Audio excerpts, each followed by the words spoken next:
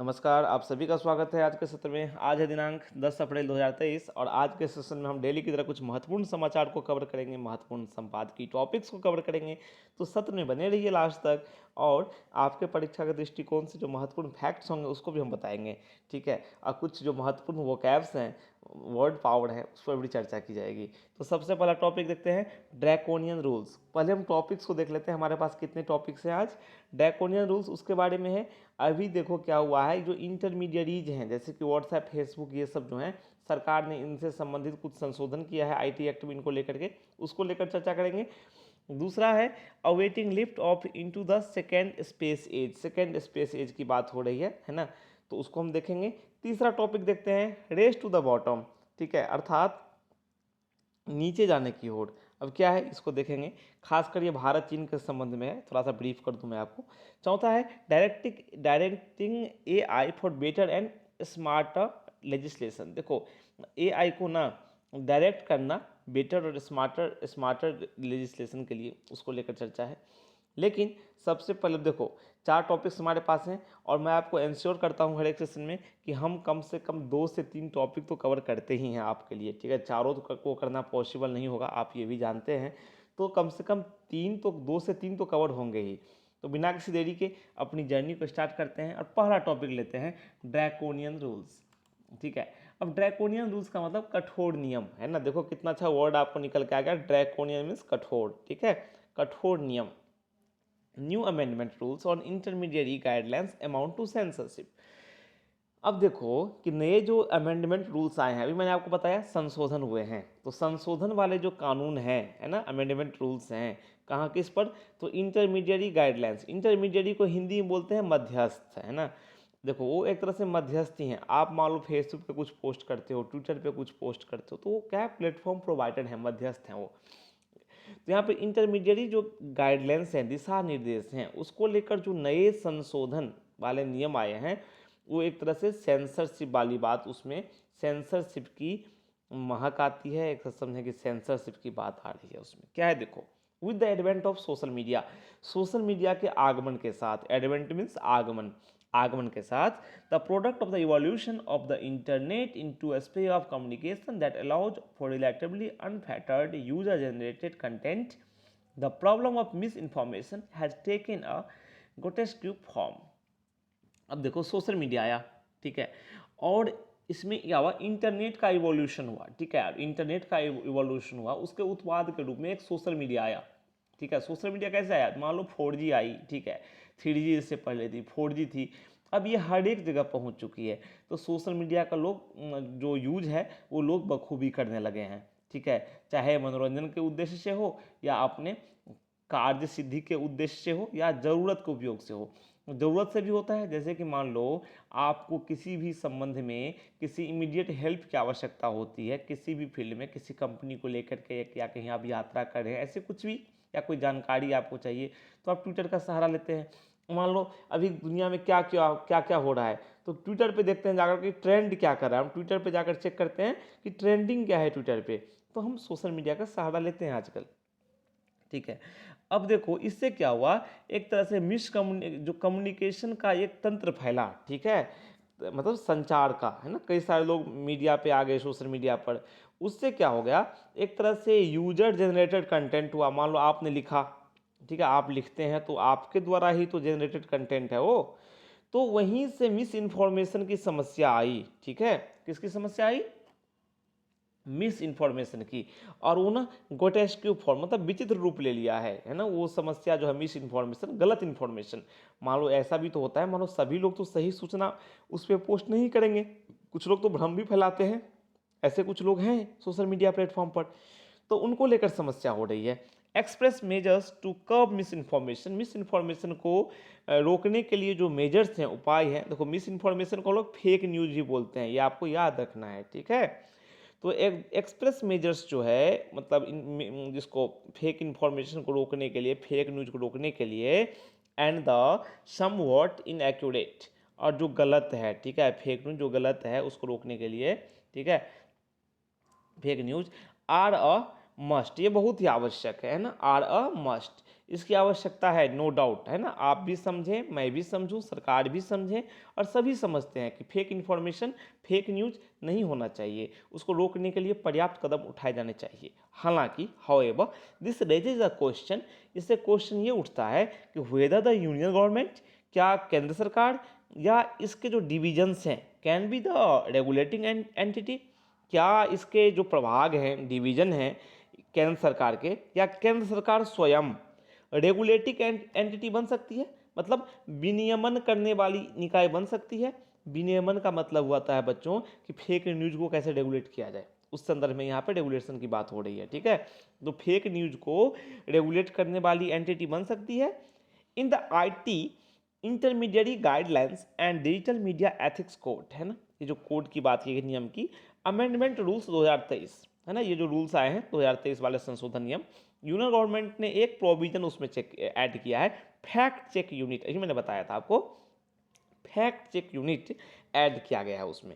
वो क्या करेगी, फैक्ट चेक यूनिट, वो आइडेंटिफाई करेगी फेक और फॉल्स और misleading online content related to the government, जो ऐसी फेक या गलत या मिसलीडिंग, गलत उद्देश्य से लाई गई ऑनलाइन कंटेंट जो सरकार से संबंधित है, उसकी पहचान करेगी।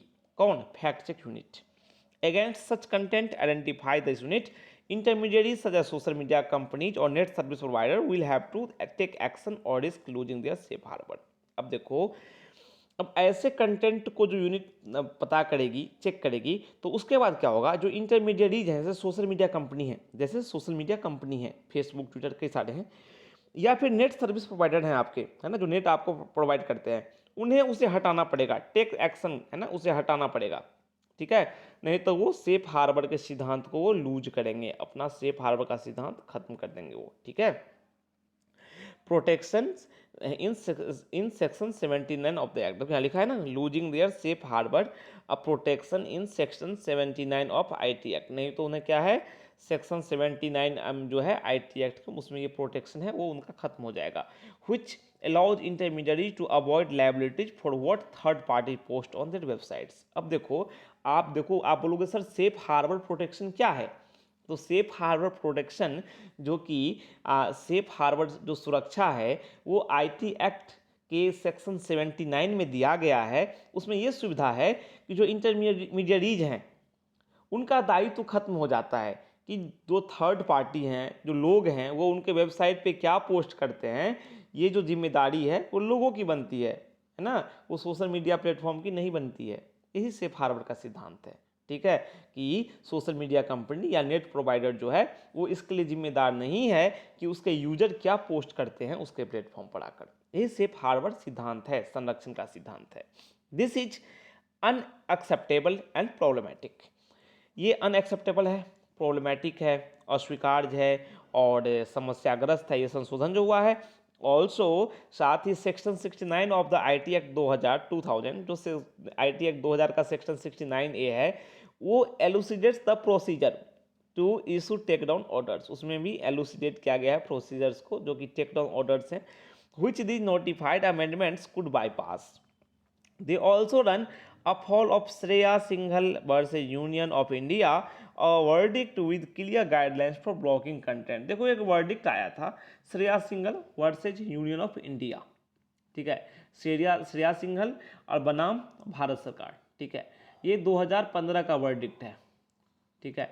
तो ये जो वर्डिक्ट आया था, ठीक है, 2015 का मामला है ये, उसका भी एक तरह से ये विरोध है ना, जो वर्तमान घटनाक्रम में जो संशोधन किए गए हैं उसके बिल्कुल अपोजिट है ये, ठीक है।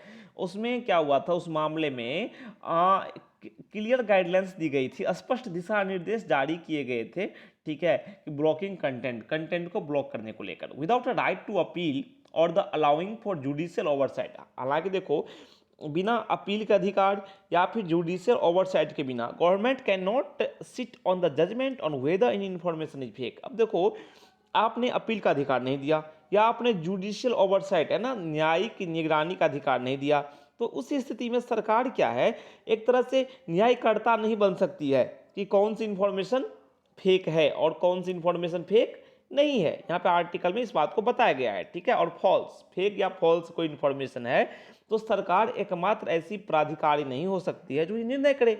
Eight the power to do so can be misuse to prevent questioning और स्क्रूटनी बाय मीडिया ऑर्गेनाइजेशंस।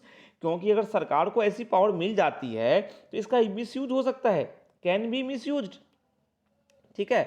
इस पावर का क्या हो सकता है, मिस यूज हो सकता है, कैन बी मिस यूज।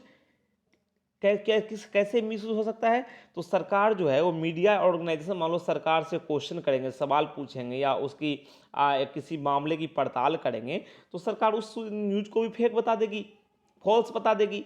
तो सरकार के हाथ में एकमात्र प्राधिकारी के तौर पर शक्ति नहीं होनी चाहिए। Take down notices have been issued by the government for critical opinion और commentary on social media platforms. हालांकि देखो टेक डाउन नोटिस जो है सरकार के द्वारा ये इशू किए गए हैं, किसके लिए, क्योंकि जो क्रिटिकल ओपिनियन है, जो आलोचनात्मक विचार हैं या जो सोशल मीडिया प्लेटफॉर्म पर देखे गए उसको लेकर सरकार ने टेक डाउन नोटिस निकाल दिया कि आप उसको हटाइए with several having to comply with them and only a few such as Twitter contesting them in courts. जिसमें कि अधिकतर प्लेटफॉर्म ने उनके बातों का पालन किया कि हाँ सरकार ने कहा है तो हम इस ऐसे पोस्ट को हटा देंगे। हालांकि Twitter only a few such as, लेकिन कुछ कंपनियों जैसे कि ट्विटर ने कंटेस्टिंग देम इन कोर्ट्स, सरकार के खिलाफ इस मामले को कोर्ट में उठाया कि आप ऐसे हमें मजबूर नहीं कर सकते। By threatening to remove a platforms immunity for content that is flagged by government unity clear that the union government intends to create a chilling effect on the right to speech and expression on online platforms to keep the establishment। अब देखो सरकार जो इस प्रकार से चाह रही है कि हम प्लेटफॉर्म की इम्यूनिटी को हटा दें कंटेंट को लेकर के, कि उसके किसी प्लेटफॉर्म पर जो पोस्ट हो रहा है उसके लिए भाई यूजर जिम्मेदार है न कि प्लेटफॉर्म। और सरकार ऐसी इम्यूनिटी को हटाना चाहती है, ऐसी जो प्रतिरक्षा मिली हुई है प्लेटफॉर्म को कि आप जिम्मेदार नहीं हैं, यूजर जिम्मेदार है, तो सरकार इस प्रतिरक्षा को हटाना चाहती है, ठीक है। तो इससे क्या क्लियर हो रहा है, इससे बिल्कुल ये क्लियर हो रहा है, स्पष्ट हो रहा है कि सरकार का उद्देश्य ये है कि वो राइट टू जो स्पीच एंड एक्सप्रेशन है, अभिव्यक्ति, वाक एवं अभिव्यक्ति की स्वतंत्रता जो है ऑनलाइन प्लेटफॉर्म पर, कि हम कुछ लिखें कुछ बोलें, ठीक है, तो उस पर सरकार क्या चाहती है, रोक लगाना चाहती है ना। उसको क्या करना चाहती है, खत्म करना चाहती है, सीमित करना चाहती है। टू कीप द एस्टेब्लिशमेंट, ठीक है, which includes the executive government of the day on stage, and to speak truth to power is a non-negotiable and salient role of journalism in a democracy, ठीक है। अब यहाँ पे आप देखो जैसे कि देखो यहाँ पे एग्जीक्यूटिव गवर्नमेंट जिसमें शामिल है, ठीक है, एक तरह से व्यवस्था जो हमारी यहाँ है उसमें एक तरह से आप ये देखो कि सही बोलने की बात जो है वो नॉन नेगोशिएबल है, सही बातों को सामने रखा जाना चाहिए। और ये सही बातों को रखना और उन बातों को जनता के ध्यान में लाना जर्नलिज्म का, है ना, पत्रकारिता क्या है, प्रमुख रोल है ना, भारत के लोकतंत्र में, ठीक है। इन इंडिया, भारत में देखो, freedom of the press is guaranteed through article 19 of the constitution. अब भारत में जो प्रेस की स्वतंत्रता है वो संविधान के अनुच्छेद 19 के तहत दी गई है, गारंटीड है कि संविधान को के अनुच्छेद के 19 के तहत प्रेस को स्वतंत्रता प्राप्त है। With media rights and public right to free speech derive from this article. और जो मीडिया राइट है या पब्लिक राइट है ना, पब्लिक अधिकार है फ्री स्पीच के लिए, है ना, अभिव्यक्ति की स्वतंत्रता के लिए, वो क्या है, इसी आर्टिकल से प्राप्त होते हैं, इसी अनुच्छेद से प्राप्त होते हैं, अनुच्छेद 19 से प्राप्त होते हैं। It stands to reason that any relations between the government and the media should be one kept in arm's length, with the media having sufficient freedom, the government being the arbiter on what constitutes fake or false or fake news, and having the power to, next slide please, having the power to act upon platforms for publishing which will amount to draconian censorship.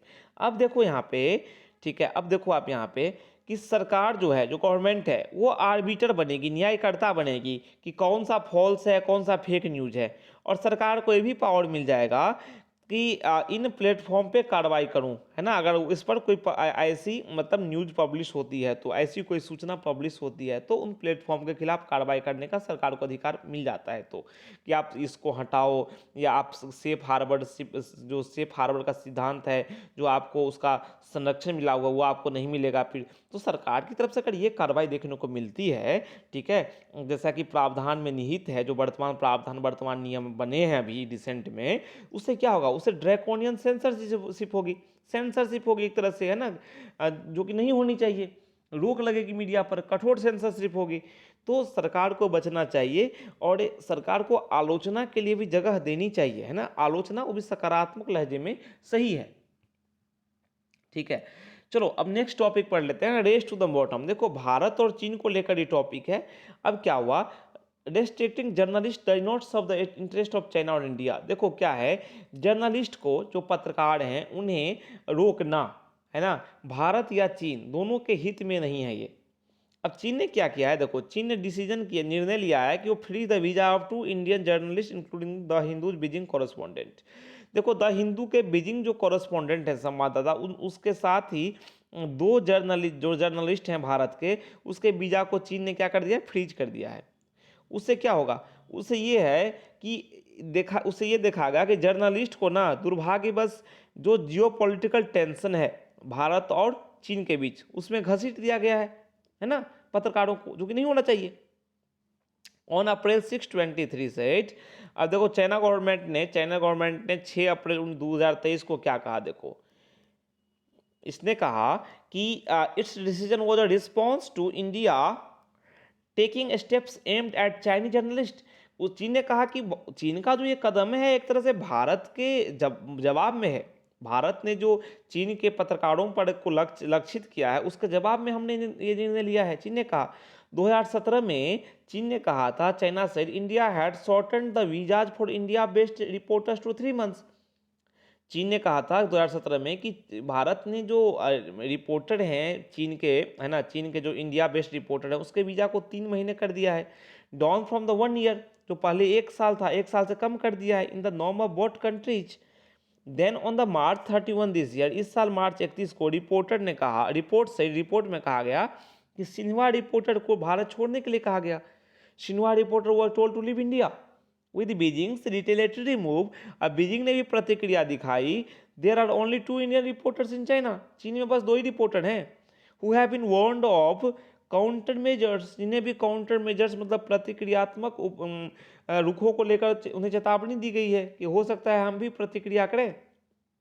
If China visas were restored to 1 year validity, अगर चीन के visa को 2 साल were not restored to 1 year validity, अगर चीन के visa को जो चाइनीज जो है ना, जो चाइनीज पत्रकार हैं, उनके वीजा को 1 साल के लिए फिर से रिस्टोर नहीं किया जाता है, तो हम प्रतिक्रिया वाला रुख दिखाएंगे। चीन ने कहा it is now entirely possible, यह पूर्णतः संभव है, that there will be no reporters from the world's 2 largest, ऐसा संभव है कि ऐसी परिस्थिति में कोई भी रिपोर्टर नहीं रह जाएंगे ये दोनों देशों में, है ना, एक दूसरे देश के, है ना, जो 2 बड़े बड़े पड़ोसी हैं, है ना, भारत चीन, covering the other. A most unfortunate development amid worsening relation, जो कि एक तरह से ये है कि जो बिगड़ते संबंध है उसका एक जीता जागता दुर्भाग्यपूर्ण घटनाक्रम है ये। ठीक है, restoring the access of journalist on the basis of reciprocity is not complex indeed until 2016 तक की बात करूं, reporters from both country were on 1 year visa, है ना, दोनों देशों के रिपोर्टर्स को 1 साल की वीजा मिलती थी, and largely left to do their work, और उन्हें अपने काम को करने की स्वतंत्रता थी। The troubles began that year, है ना, when 3 Xinhua reporters were expelled after visiting a Tibetan settlement without permission from the Home Affairs Ministry।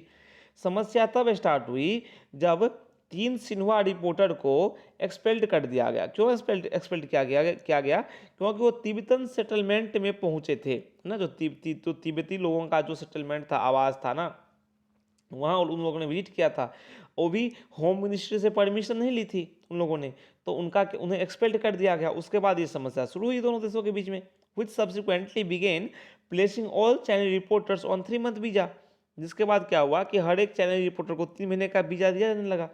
India appears to increasingly be following the, अब भारत जो है वो एक तरह से देख रहा है कि भाई हम भारत टाइटनिंग सिक्योरिटी, भारत अपनी मतलब एक तरह से इस स्क्रूटनी जो है ना उसको टाइट कड़ा कर रहा है, ठीक है, विदेशी रिपोर्टर्स पर, है ना। India has a G20 host, Bharat जो G20 का होस्ट है ना, अध्यक्ष है अभी, हाईलाइटेड द स्ट्रेंथ ऑफ इस डेमोक्रेसी, अपनी डेमोक्रेसी की ताकत को भारत ने जग जाहिर किया है, उसको उजागर किया है, सामने रखा है। बट रिसेंट एक्शंस, जो कि हालिया एक्शन है, जैसे कि सरकार ने BBC डॉक्यूमेंट्री पर अपना रिस्पॉन्स किया, है ना, उसे एक तरह से असुरक्षा वाली डॉक्यूमेंट्री बताया, ठीक है।